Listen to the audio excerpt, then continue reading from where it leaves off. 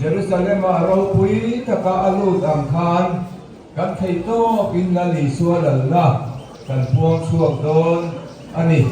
chudiam tu chuan in buat saila voin nia mai lo ni tinin la li sual na hi kan puan suak thin apoi mo ni namma choi moi che kan tu mani kan program ni ko mai na puda kan thon na tarau thiang min suai la theito pleti taksidalal pa choi moi tu ni turin chan zai min chan puyang che kan hun te ko mai na puda kan la ne kan dal pa isu amingin kan di la che tin abala makal tele anung la maron zui te suan Hosanna! Lalpa minga lau kau tu fakin nomro se. Ramlo tentu tanpa davidaram tu solmoi nomro se. sunung perakian Hosanna sunung perakian Hosanna!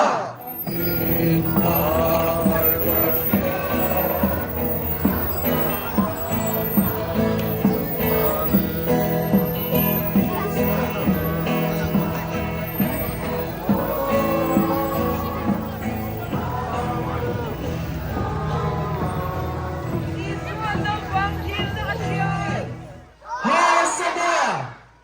lalpa minga lokal su fakin omro se ramlo tentu tanpa davidaram tu solmoi nomro se sunung perakian sunung perakian Hosanna lalpa minga lokal su fakin omro se ram lo theng tur kan pa davidaram su choi moi nomro se chunung perakiat chunung perakiat chunung perakiat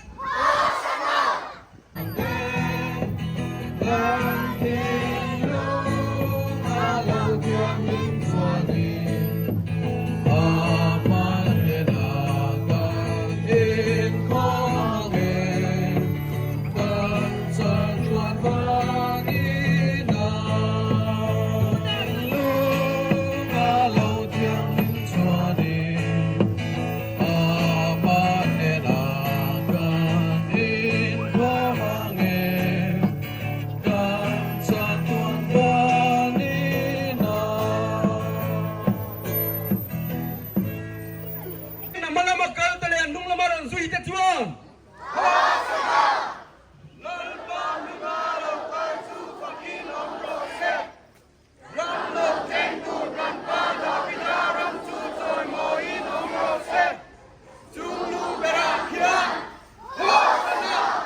Tungnung berakian Tungnung berakian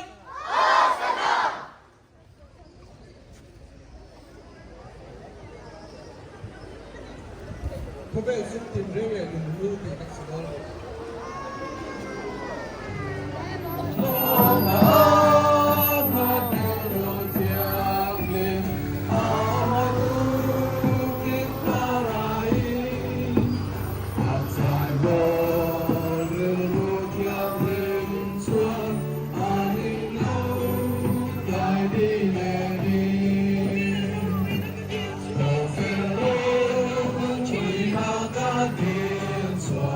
Say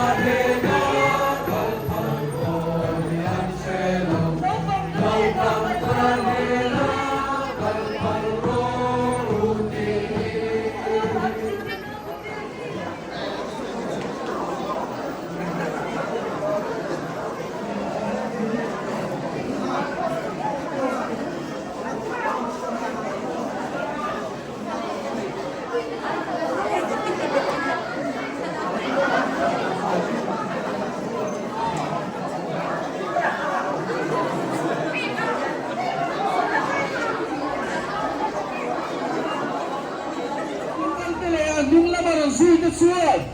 Hosanna! Lalpa hingalaw ng Fakir Obrose, Ramlaw Tengtur Ganpada Hinaram Suchomoin Obrose, Sumung Berakyan, Hosanna! Sino Berakyan? Hosanna! Sino Berakyan? Hosanna! Kasi rin ito ni, Ingay kong takin sabing kong tsunga at suwanga sabing kong nautsung ngaya. Patian tuong ay kak sunjong leila, mataya, mungsong ni pakat, saan katatrangin, tin Jerusalem kuan tendonin, Betfazi kuwa, oli plang chu ang tensuan, di suan zirpite pati atira, ang nena, in mazon kuwa son fakalta ula, sabeng tungtun akia nga naune in mumayang pekula kanera hangkairu tintu poin inera eng po ansoy chuan lalpa na doni inti anga tinani chuan aron tinal mayang atia patia ni natugan siate malmin som sa rose amen tugina hian tutoite hansoy chunsom kan duchu lali suai tugina nga hian Jerusalema lalangin aluta Pipuitam takinan joy moya sabentong chunga at suwanga ka sabentong ka midang taday may azirtite tira valaru atia pelulahan kairo atia kakalnon ledona ni atia pure memaya achung tero chun eng mai ni lawang vakal tosu antia maro chu avakal non le anti enga makhanan lo ngai to silo lali suat chun to lo wakan an lo vosep mai antia chu tiang chu thon thua a omani eng wangin nge sabeng tung ka choi moya om kan ti chun lali suwa achunga chun wangani kei ni po hi pathian lali suwa wangin choi moin kan om thina fakte kan lo thina kan chunga lali suwa chun lo chuarin mi te tan kan lim se thina mi te tan mal som na ni lovin mi te tan an sia kan ni fo thin ni chu wang chun voina local kom te kan chunga lali suwa a chun theina turin klom taka kan angaya in ngai klom taka in phanuai taka kan nun kan man angai chu tu kina hian kanan soi thar le du ania chu wang chuanin sual boy tang mekte san chuak tur chuanin an kia kan kala an phuar na fuite kan phela kan san chu angai ni chu tiang tu chu nau pang te por pi tu kan ne ya jen ti tu voina local kom te por pi tu kan ne ya lali suwa mission ro pui ber chu riang vai te ne na chan sim sa ri a fe ve lo te ne na puan chu ani chu wang chon tu kina hian kan thei to pin mi chan hai jok te mi riang vai jok te mi bor som jok te chan chuak turin ke pen ve ila phela kaya lali suan an fuai theng turin in buat sayang ti kha anan soi duwa voi tum ka ni lali suwa choi moi ke mania lo om sela Jerusalem lal angalu ta choi moi am kan thinunga lali suwa choi moi lo om ro se ti kha voina i hon thewang lalpan athu kan chiate le kan soite an zatan malmin som sa ro se suite suan Hosanna Lalpa bingalang kansu Fakinam Rose Ramlaw Tengkun kan pada Bidaram Sucoy Moin